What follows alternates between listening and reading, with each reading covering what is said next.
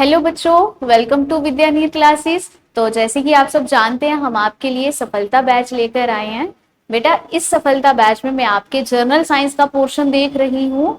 और बेटा देखो, हमने अपना लास्ट लेक्चर जो था वो किस टॉपिक पे डिस्कशन करी थी? हमने करी थी सेल पर डिस्कशन। ठीक है।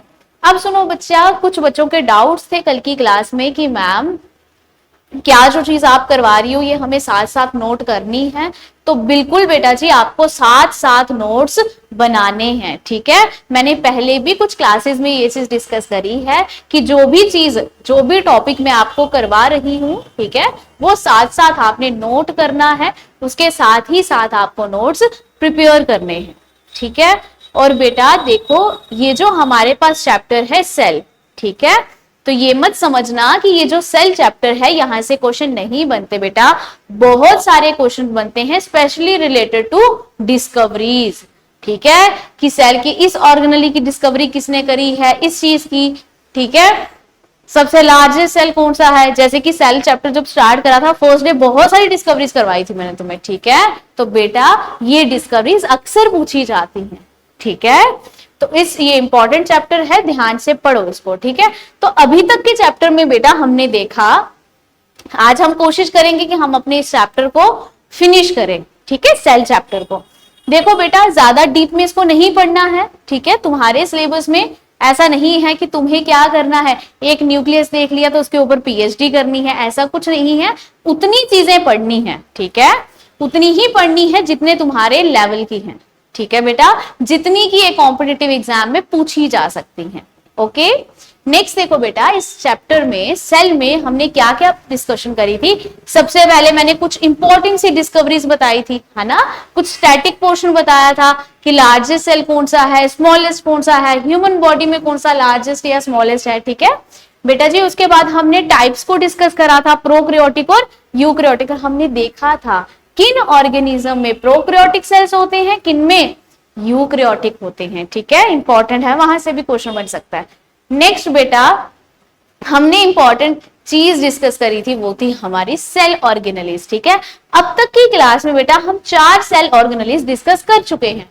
हमने सेल वॉल के बारे में पढ़ लिए बेटा, सेल मेम्ब्रेन के बारे में, साइटोप्लाज्म और तुम्हारे न्यूक्लियस के बारे में अभी तक की क्लास में हमने डिस्कशन कर ली हुई है। ठीक है, इन 4 सेल ऑर्गेनेलिस को हम पढ़ चुके हैं। ठीक है बेटा। नेक्स्ट और जो इंपॉर्टेंट सी हमारे पास सेल ऑर्गेनेली है, जिससे कि क्वेश्चन बहुत बार बनता है। ठीक है, बहुत अच्छी सेल ऑर्गेनेली है। नेक्स्ट तुम्हारे पास लिखो, वो है तुम्हारे पास बेटा जी माइटोकॉन्ड्रिया। क्या बोला जाता है उसको? माइटोकॉन्ड्रिया। ठीक है।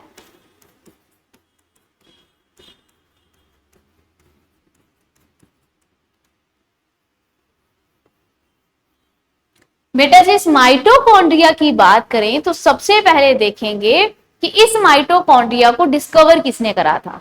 ठीक है, माइटोकॉन्ड्रिया को डिस्कवर किसने किया था? तो बेटा जी, इनको डिस्कवर किया था, हमारे पास एक साइंटिस्ट थे जिनका नाम था कोलिकर। ठीक है बेटा जी, किन्होंने डिस्कवर करा था इनको? कोलिकर ने डिस्कवर करा था। ओके। नेक्स्ट देखें, जो चीज या क्वेश्चन यहां से पूछा जाता है वो है इंपॉर्टेंट सा, वो भी अगेन डिस्कवरी से रिलेटेड ही है। वो ये पूछा जाता है कि हमें माइटोकॉन्ड्रिया को डिस्कवर तो कोलिकर ने करके दिया था, लेकिन बेटा जी हमें ये बताओ, ये जो नाम है माइटोकॉन्ड्रिया, ये नाम इस सेल ऑर्गेनेली को किसने दे रखा है? ठीक है, कि किसने सबसे पहले हमें बताया था कि इसको तुम क्या बोलोगे? माइटोकॉन्ड्रिया बोलोगे। ठीक है, तो बेटा जी वो हमारे पास हैं बेंडा एंड अल्टमैन।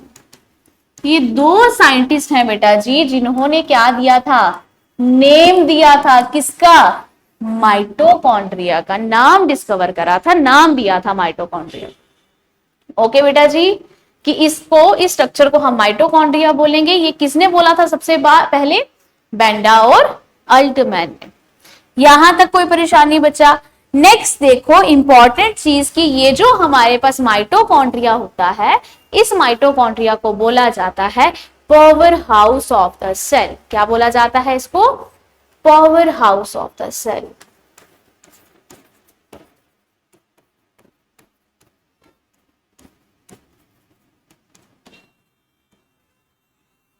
ये बहुत इंपॉर्टेंट है, अक्सर कई बार पूछा जाता है कि हम किस सेल ऑर्गेनेली को power house of the cell बोलते हैं। ठीक है, तो बेटा जी किसको बोलते हैं? माइटोकॉन्ड्रिया को। क्यों बोलते हैं? क्योंकि इसका काम ही कुछ ऐसा है। क्या काम है इसका?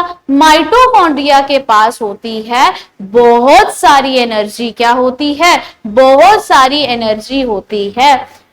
जो एनर्जी है हमारे सेल में कहां स्टोर होती है बेटा? वो माइटोकॉन्ड्रिया में ही स्टोर होती है in the form of ATPs. ठीक है, तभी क्या बोला जाता है माइटोकॉन्ड्रिया को? Power house of the cell, कि इसके पास बहुत पावर है, बहुत एनर्जी है। ठीक है, तभी क्या बोल दिया इसको? Power house of the cell बोल दिया। ठीक है बेटा, क्या इसको कुछ और भी बोला जाता है? बिल्कुल, इसको बोला जाता है साइट ऑफ सेलुलर रेस्पिरेशन। क्या बोला जाता है? Site of cellular respiration. मतलब कि अगर हम एक सेल देखें, किसकी बात करें? एक सेल की बात करें, उस सेल के अंदर जो रेस्पिरेशन होगी, ठीक है, जब सेल ने रेस्पायर करना है, सेल ने रेस्पिरेशन करनी है, तो बेटा वो कहां पे होती है? सेल के किस जगह होती है? वो होती है माइटोकॉन्ड्रिया में। कहां होती है? माइटोकॉन्ड्रिया में। ठीक है, अब तुम्हें एक दिन भी बताया था, जब क्लास में मैंने साइटोप्लाज्म डिस्कस करवाया था, वहां पे भी मैंने बताया था कि साइटोप्लाज्म में क्या होती है? रेस्पिरेशन। लेकिन बेटा वो कौन से टाइप की रेस्पिरेशन थी? वो थी हमारे पास एनएरोबिक रेस्पिरेशन। क्या होती थी वो? एनएरोबिक। जब हमारे सेल के पास सफिशिएंट अमाउंट में ऑक्सीजन नहीं पहुंच पाती थी। लेकिन बेटा ये कौन सी रेस्पिरेशन है? ये है बेटा जी एरोबिक। याद रखना इंपॉर्टेंट है। इसको साइट ऑफ सेलुलर रेस्पिरेशन भी बोला जाता है और इसको साइट ऑफ एरोबिक रेस्पिरेशन भी बोला जाता है। माइटोकॉन्ड्रिया में कौन सी रेस्पिरेशन होती है?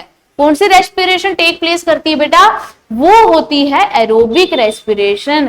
एरोबिक रेस्पिरेशन ऐसी रेस्पिरेशन है जो कब परफॉर्म होती है?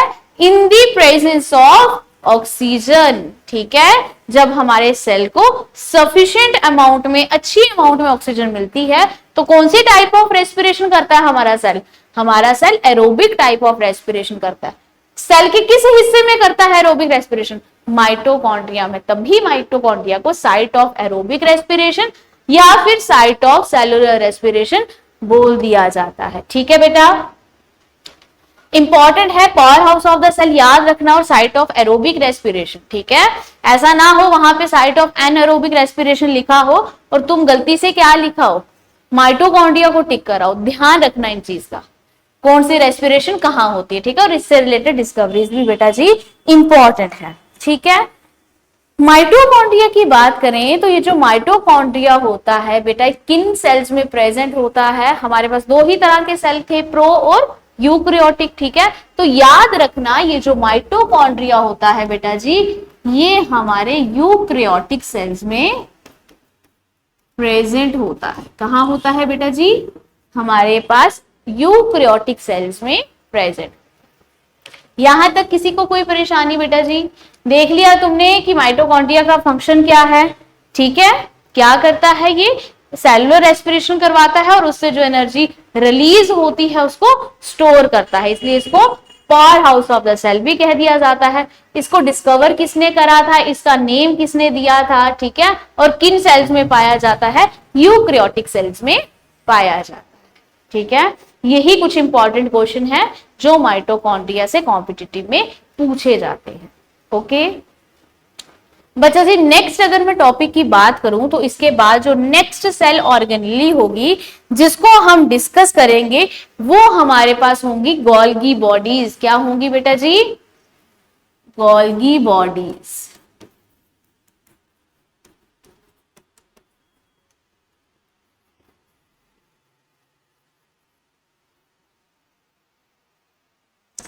तो बेटा यहां से जो सबसे पहला क्वेश्चन बन सकता है, अगेन मैंने तुम्हें कहा सेल्स में ना सबसे ज्यादा इंपॉर्टेंट चीज क्या है? डिस्कवरीज। ठीक है, तो देखो आपके पास ये जो गोल्गी बॉडीज होती हैं बेटा जी, गोल्गी बॉडीज को की बात करूं तो सबसे पहले इन गोल्गी बॉडीज को किन्होंने डिस्कवर किया था? गोल्गी बॉडीज को हमारे पास कैमिलियो गोल्गी एक साइंटिस्ट थे, ठीक है। कैमिलियो गोल्गी हमारे पास एक साइंटिस्ट थे जिन्होंने सबसे पहले डिस्कवर किया था बेटा जी, किसको? गोल्गी बॉडीज को डिस्कवर करा था, ठीक है। नेक्स्ट बेटा बहुत बहुत इंपॉर्टेंट चीज जो यहां से पूछी जा सकती है, ठीक है, एक तो डिस्कवरीज, ठीक है। अच्छा बेटा जी तुम्हें एक चीज बताऊं, अगर सेल्स में तुम सिर्फ इस पूरे चैप्टर में डिस्कवरीज भी अच्छे से पढ़ के चले जाओ ना, तो तब भी तुम्हारे लिए बहुत अच्छा है, ठीक है, कि सिर्फ डिस्कवरीज के नाम ही याद रख के ले जाओ कि किस साइंटिस्ट ने किस चीज को डिस्कवर करा है, वो भी आपके लिए काफी है, ठीक है। लेकिन फिर भी अच्छे से पढ़ लेना, कई बार क्वेश्चन आ जाता है अंदर से भी, है ना। तो देखो नेक्स्ट अगर मैं बात करूं कि इंपॉर्टेंट मतलब कि डिस्कवरीज बड़ी ज्यादा क्या होती है बेटा, इंपॉर्टेंट है यहाँ पे सेल में, चैप्टर में, ठीक है। डिस्कवरीज के बाद अगर कोई चीज इंपॉर्टेंट है कि जो गोल्गी बॉडी से पूछी जा सकती है, वो है तुम्हारे पास तीन चीजें। वो तीन चीजें क्या है कि इस गोल्गी बॉडीज को और क्या क्या बोला जाता है, ठीक है बेटा जी। इन गोल्गी बॉडीज को बोला जाता है ट्रैफिक पुलिस ऑफ सेल। क्या बोला जाता है? इनको बोला जाता है traffic police of cell. Important है, याद रखना है, ठीक है बेटा जी। नेक्स्ट अगर हम बात करें कि गोल्गी बॉडीज को और क्या बोला जाता है, तो किडनी ऑफ सेल्स भी किसको बोला जाता है? आपके पास आपकी गोल्गी बॉडीज को बोला जाता है, ठीक है। क्या बोला जाता है? Kidney of cell. बेटा इसके बाद लास्ट में एक और इंपॉर्टेंट चीज तुमने याद रखनी है कि गोल्गी बॉडीज को ट्रैफिक पुलिस भी बोला जाता है, किडनी भी बोला जाता है बेटा जी। इसी के साथ साथ एक और चीज बोली जाती है, वो क्या है कि गोल्गी बॉडीज को post office of the cell भी बोला जाता है। आपको पूछा जा सकता है ना कि कौन सी सेल ऑर्गेनली को किडनी ऑफ सेल बोलते हो, कौन सी सेल ऑर्गेनली को ट्रैफिक पुलिस ऑफ सेल बोलते हो, या फिर कौन सी सेल ऑर्गेनली को तुम post office of the cell बोलते हो, ठीक है। तो कौन सी सेल ऑर्गेनलीज को बोलते हो? ये तीन चीजें बेटा जी, गोल्गी बॉडीज को, ठीक है। अब हम क्यों इनको ये सब बोलते हैं? क्योंकि गोल्गी बॉडीज का फंक्शन ही कुछ ऐसा होता है, ठीक है बच्चा जी। ट्रैफिक पुलिस का काम क्या होता है? ट्रैफिक पुलिस का काम होता है, वो लोग रोड पे खड़े रहते हैं ताकि ऐसा ना हो कि किसी रोड पर ऐसा हो कि सारी गाड़ियां एक ही साथ जंक्शन बना के खड़ी हो गई हैं, ठीक है, कहीं पे ट्रैफिक जैम ना हो, ठीक है, अच्छे से वो क्या कर सके, उनको मेंटेन करके रेगुलेट कर सके, है ना। ये काम होता है तुम्हारे पास ट्रैफिक पुलिस का, ठीक है। तो बेटा सेम ही काम तुम्हारी गोल्गी बॉडीज का तुम्हारे सेल में होता। अब हमारे सेल के अंदर व्हीकल्स तो होंगी नहीं, गाड़ियां तो होंगी नहीं, ठीक है। हमारे सेल के पास क्या होता है? न्यूट्रिएंट्स होते हैं। क्या होते हैं बेटा जी? न्यूट्रिएंट्स होते हैं, ठीक है। तो गोल्गी बॉडीज क्या करती हैं? It controls the traffic of nutrients. Nutrients के ट्रैफिक को ये क्या करते हैं बेटा जी? गोल्गी बॉडीज कंट्रोल करके रखती हैं, समझ आई। Traffic police of the cell किसको कहते हैं? गोल्गी को। क्यों? क्योंकि ये किसको कंट्रोल करते हैं? Traffic of the nutrients. Nutrient के ट्रैफिक को क्या करते हैं बच्चा जी? कंट्रोल करते हैं। क्लियर यहां तक? और कोई परेशानी? नेक्स्ट हमारे पास है, क्यों बोलते हो इसको किडनी ऑफ द सेल, ठीक है। किडनी का काम क्या होता है कि तुम्हारी बॉडी में जितनी भी डेब्रीज हैं, जितना भी गंद है ना, हमारे ब्लड में जितना भी गंद होता है उसको क्या कर सके हम? बॉडी से सेपरेट कर सके, बॉडी से बाहर निकाल सके, है ना। सेम तुम्हारे पास जो गोल्गी बॉडीज होती, इनका भी क्या काम होता है? To remove the debris, to remove the debris from the cell. Cell में से गंद को क्या करना है बेटा जी? सेपरेट करना है, बाहर फेंकना है, रिमूव करना है, ठीक है। इसीलिए इसको किडनी ऑफ द सेल कह दिया जाता है, ठीक है बेटा जी। पोस्ट ऑफिस क्यों कहते हैं? अब पोस्ट ऑफिस का काम क्या होता है? पोस्ट ऑफिस का काम होता है जो चिट्ठी आई हैं, जो सामान आया है, उसको पैक करके सही सही जगह पे पहुंचा देना, ऐसा ही है कि उनको पैक करके अच्छे से क्या करना है, सही सही जगह पे पहुंचा देना है।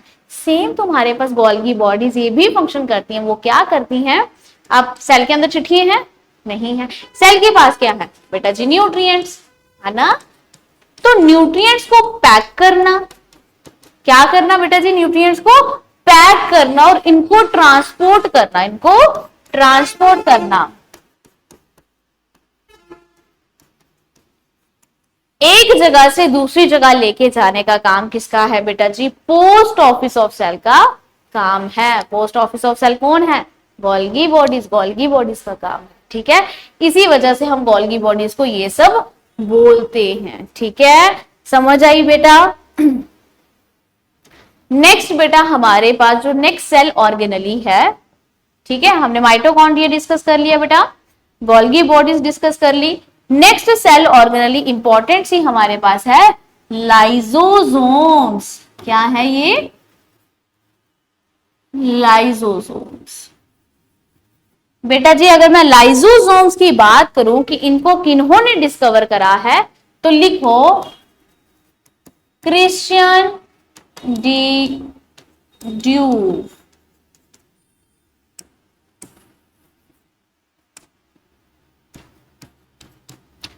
ये हमारे पास एक साइंटिस्ट हैं जिन्होंने किनको डिस्कवर करा है बेटा जी, लाइजोसोम्स को डिस्कवर करा है, क्रिश्चियन डी ड्यूव ने।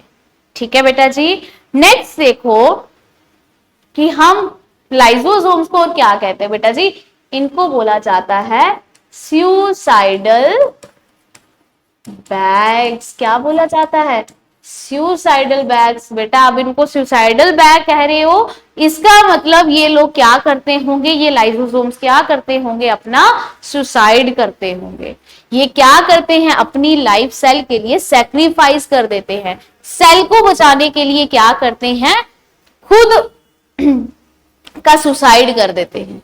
ठीक है, कि इन्फेक्शन सेल को ना हो। जब भी सेल में बाहर से कोई चीज आएगी, ऐसी चीज जो सेल के लिए बुरी है, ठीक है, जिसकी वजह से हमारा सेल क्या हो सकता है, उसके फंक्शन में कोई प्रॉब्लम आ सकती है बेटा, उस चीज को ये क्या करते हैं, लाइजोसोम डाइजेस्ट कर जाते हैं। डाइजेस्ट करने के बाद एक केमिकल रिलीज करते हैं और केमिकल अपनी ही बॉडी पे रिलीज करते हैं और खुद ही अपने आप को भी खत्म कर देते हैं, और जिस इंफेक्शन को इन्होंने खाया होता है वो भी इन्हीं के साथ साथ खत्म हो जाती है। सेल को बचाने के लिए अपनी लाइफ क्या कर देते हैं ये लाइजोसोम्स, बेटा जी सैक्रिफाइस कर देते हैं। यहां तक कोई परेशानी किसी भी बच्चे को, ठीक है, इसलिए लाइजोसोम्स को सुसाइडल बैग्स बोला जाता है। ठीक है बेटा, यहां से एक क्वेश्चन इंपॉर्टेंट और बनता है कि ऐसा कौन सा केमिकल है जो ये सक्रीट करते हैं जिनकी वजह से इनका सुसाइड हो जाता है, तो वो लिखो हाइड्रोलिटिक एंजाइम। क्या है वो बेटा जी, तुम्हारे पास हाइड्रोलिटिक एंजाइम, ये बहुत इंपॉर्टेंट है। ठीक है, इस एंजाइम के कारण क्या होता है, जो भी जर्म्स सेल में आए होते हैं वो किल हो जाते हैं। ठीक है, ये क्या कर देता है, उन जर्म्स की डाइजेशन करता है, इंट्रासेलुलर डाइजेशन करता है, फिर ये हाइड्रोलिटिक एंजाइम सक्रीट करेगा, खुद भी मर जाएगा और इसने जो जर्म्स डाइजेस्ट करे हैं वो भी इसके साथ साथ खत्म हो जाएगा और हमारा सेल क्या हो जाएगा, बच जाएगा उस इंफेक्शन से, उस जर्म से। बेटा यहां तक कोई परेशानी, ठीक है, तो ये कुछ क्वेश्चंस हैं जो कहां से बन सकते हैं बेटा जी, लाइजोसोम से। अगेन मैं बार बार बोल रही हूँ, डिस्कवरीज बहुत इंपॉर्टेंट है। ठीक है, और उनके अनदर नेम भी याद रखना, जैसे इनको सुसाइडल बैग्स भी बोला जाता है। ठीक है बेटा जी, अगर हम नेक्स्ट बात करें किसी सेल ऑर्गेनली की, तो नेक्स्ट सेल ऑर्गेनली तुम्हारे पास क्या है, एंडोप्लाज्मिक रेटिकुलम। क्या है, एंडोप्लाज्मिक रेटिकुलम। तो लिखो बेटा नेक्स्ट,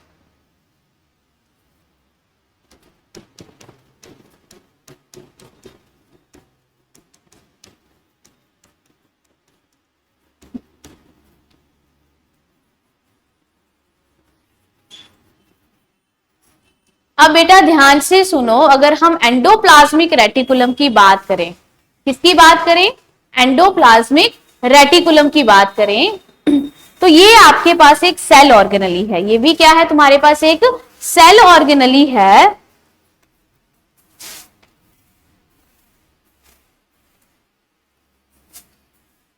इसमें देखो ये जो आपके पास एंडोप्लाज्मिक रेटिकुलम है, सबसे पहले हम करेंगे इसकी डिस्कवरी की बात। किसकी बात करेंगे? इसकी डिस्कवरी की बात करेंगे कि किन्होंने इनको क्या किया था बेटा जी, डिस्कवर करा था। ठीक है, तो लिखो, तुम्हारे पास आते हैं एक साइंटिस्ट जिनका नाम क्या था, किथ और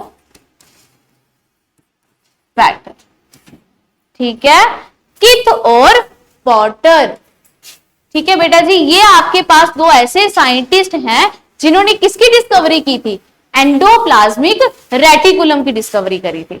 ठीक है, नेक्स्ट देखो बेटा, और यहां से आपको क्या चीज याद रखनी है कि बेटा ये जो हमारे पास एंडोप्लाज्मिक रेटिकुलम होते हैं,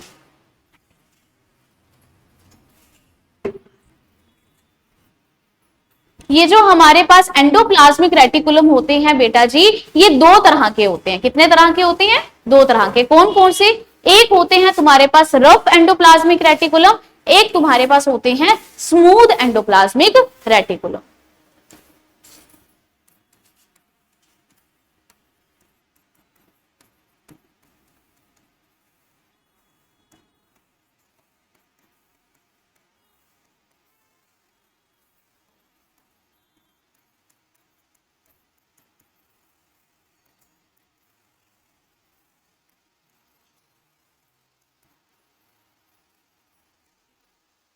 ठीक है, अब ये क्या होते हैं तुम्हारे पास रफ एंडोप्लाज्मिक रेटिकुलम, और ये क्या तुम्हारे पास होते हैं स्मूथ एंडोप्लाज्मिक रेटिकुलम। इनको ध्यान से समझ लो। ठीक है बेटा जी, रफ एंडोप्लाज्मिक रेटिकुलम कौन से होते हैं देख लेना, जिनकी बॉडी के ऊपर कुछ इस तरह से होता है। ठीक है, मैं तुम्हारे पास एंडोप्लाज्मिक रेटिकुलम का स्ट्रक्चर ड्रॉ करती हूं, तुम्हें उससे क्या आ जाएगी, समझ आ जाएगी।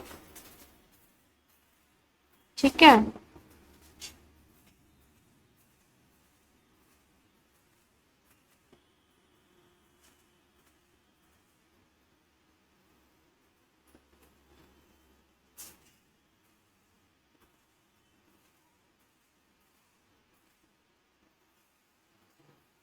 बेटा कुछ इस तरह का स्ट्रक्चर होता है तुम्हारे पास एंडोप्लाज्मिक रेटिकुलम का। ठीक है, अब तुम सोच रहे हो कि एंडोप्लाज्मिक रेटिकुलम मैम ने स्टार्ट करवाया, सबसे पहले क्या बताई, डिस्कवरी बताई कि किथ और पॉटर ने एंडोप्लाज्मिक रेटिकुलम को क्या किया हुआ है, डिस्कवर। बेटा एंडोप्लाज्मिक रेटिकुलम तुम्हारे पास दो तरह के होते हैं, रफ और स्मूथ। रफ कौन से? जिनकी बॉडीज के ऊपर, बेटा जिन एंडोप्लाज्मिक बॉडीज के ऊपर कुछ अटैच होगा। क्या अटैच होता है? राइबोसोम्स अटैच होते हैं। ठीक है, इस तरह से बैठे हुए होते हैं, उनको हम क्या कहते हैं बेटा जी, उनको हम कहते हैं रफ एंडोप्लाज्मिक रेटिकुलम। ठीक है, और जिनकी बॉडी में, ठीक है, ऐसे एंडोप्लाज्मिक रेटिकुलम जिनकी बॉडी के सरफेस के ऊपर कुछ भी अटैच नहीं होता, बिल्कुल स्मूथ होते हैं, उनको हम क्या कहते हैं बेटा जी, उनको बोला जाता है स्मूथ एंडोप्लाज्मिक रेटिकुलम। यहां तक क्लियर है बेटा जी?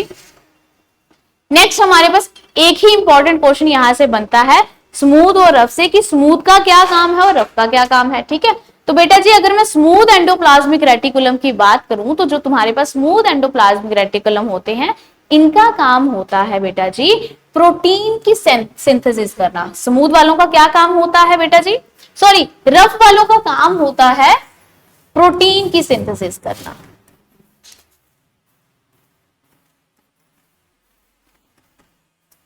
वहीं बेटा अगर मैं स्मूथ एंडोप्लाज्मिक रेटिकुलम की बात करूं, कि स्मूथ वाले जो एंडोप्लाज्मिक रेटिकुलम है, इनका फंक्शन क्या है, ये क्या करते हैं, तो बेटा ये फैट फैक्ट्री इनको बोलते हैं, ये फैट फॉर्मेशन या फिर फैट सिंथेसिस तुम्हारे पास करते हैं। ठीक है, क्लियर यहां तक? एंडोप्लाज्मिक रेटिकुलम क्लियर हुआ, किन्होंने डिस्कवर करे, कितने टाइप्स के होते हैं और उनका काम क्या क्या है।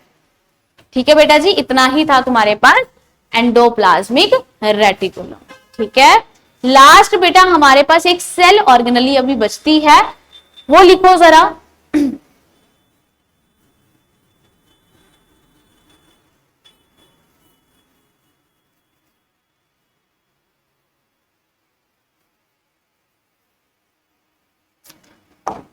नेक्स्ट बेटा हमारे पास आते हैं राइबोसोम्स। क्या है बेटा जी? राइबोसोम्स। यहां से ज्यादा क्वेश्चन नहीं बनते हैं, बस इतना ही इंपॉर्टेंट याद रखना कि राइबोसोम्स का काम क्या होता है, इनको डिस्कवर किन्होंने किया। ठीक है, आपके पास एक साइंटिस्ट थे जिनका नाम था जियोर्ज पैलेट। क्या नाम था? George Palade. ठीक है बेटा जी, जियोर्ज पैलेट ने सबसे पहले किनकी डिस्कवरी की थी बेटा जी? राइबोसोम्स को डिस्कवर करा था। किन्होंने?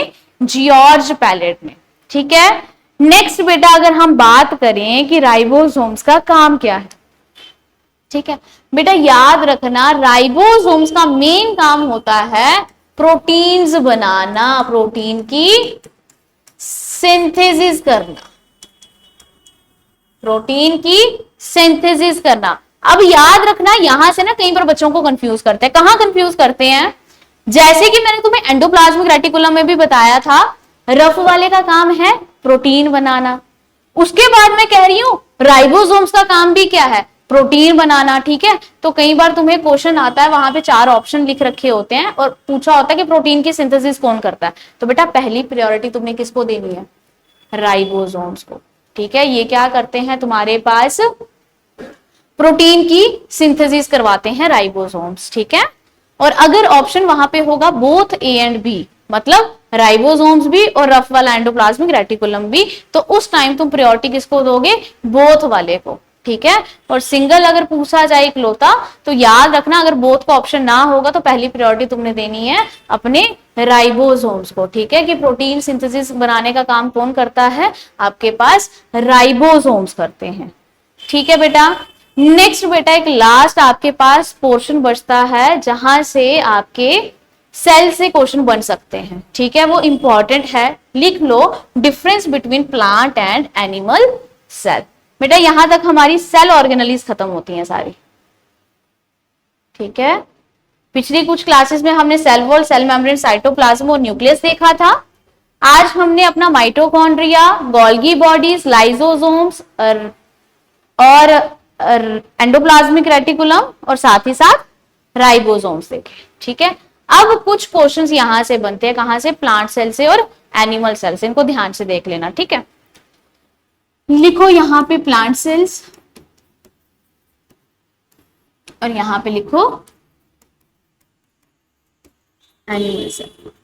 ठीक है, ज्यादा पॉइंट्स तुम्हें याद नहीं रखने हैं। ठीक है, कुछ ही पॉइंट्स हैं जो तुम्हें क्या रखने हैं, यहां पे याद रखने हैं। ठीक है, सबसे पहला पॉइंट आता है सेल वॉल का। ठीक है बेटा, देखो जो आपकी सेल वॉल होती है, शायद मैंने पहले भी बताया था जिस दिन मैंने आपको सेल वॉल पढ़ाई थी। ठीक है, कि जो सेल वॉल होती है कहां प्रेजेंट होती है?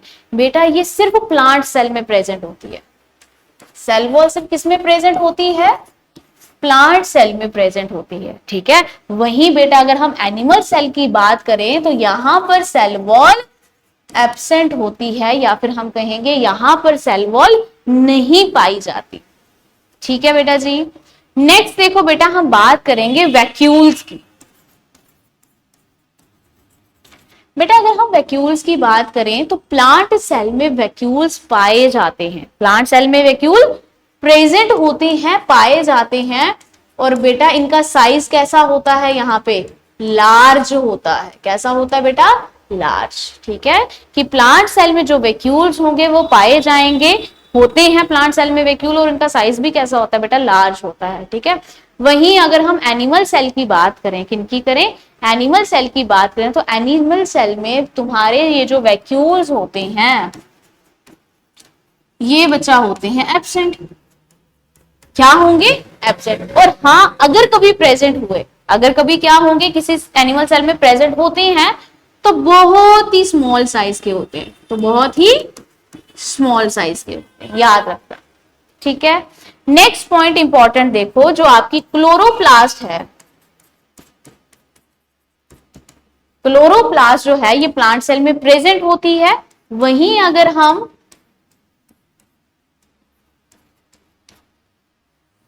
एनिमल सेल की बात करें तो एनिमल सेल में बेटा क्लोरोप्लास्ट क्या होती है? एब्सेंट। ठीक है, क्या होता है? क्लोरोप्लास्ट प्लांट सेल में प्रेजेंट होती है और एनिमल सेल में कैसी होती है बेटा जी? एब्सेंट होती है। ठीक है, नेक्स्ट एक इंपॉर्टेंट चीज देखो तुम्हारे पास,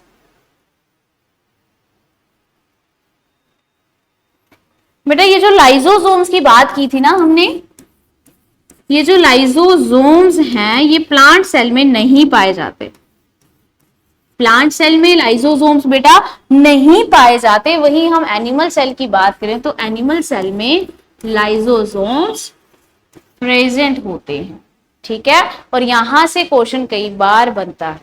ठीक है, याद रखना कि सेल वॉल प्लांट सेल में प्रेजेंट होती है, एनिमल सेल में एब्सेंट। वैक्यूल्स प्लांट सेल में होते ही होते हैं और लार्ज लार्ज साइज के होते हैं। ठीक है, इनके अंदर, इन वैक्यूल्स के अंदर क्या स्टोर होता है? पानी या फिर फूड या फिर न्यूट्रिएंट स्टोर होते हैं। ठीक है, और एनिमल सेल में वैक्यूल्स या तो दिखेंगे नहीं, और अगर दिखे तो तुम्हें बड़े सारे छोटे साइज के दिखेंगे। क्लोरोप्लास्ट प्लांट सेल में होती है लेकिन एनिमल सेल में नहीं होती। ठीक है, लास्टली लाइजोसोम्स की बात की कि ये जो लाइजोसोम्स होते हैं ये प्लांट सेल में नहीं होते, प्लांट सेल में एब्सेंट होते हैं। वही एनिमल सेल की बात करूं तो एनिमल सेल में ये लाइजोसोम्स क्या होते हैं? तुम्हारे पास प्रेजेंट होते हैं, पाए जाते हैं। ठीक है, तो बेटा इसी के साथ हमारा जो सेल चैप्टर था ये फिनिश होता है, कंप्लीट होता है। इससे ज्यादा यहां से और कुछ भी नहीं पूछा जाता। ठीक है, तो देखो हमने बड़ी सारी आज सेल ऑर्गेनेल्स भी देख ली। ठीक है, एक बार मैं बता देती हूँ हमने आज क्या क्या डिस्कशन करी है। हमने आज बेटा पहले देखा था कि प्रीवियस लेक्चर में सेल में हमने क्या क्या देख लिया है, उसके बाद बची हुई सेल ऑर्गेनेल्स डिस्कस करी।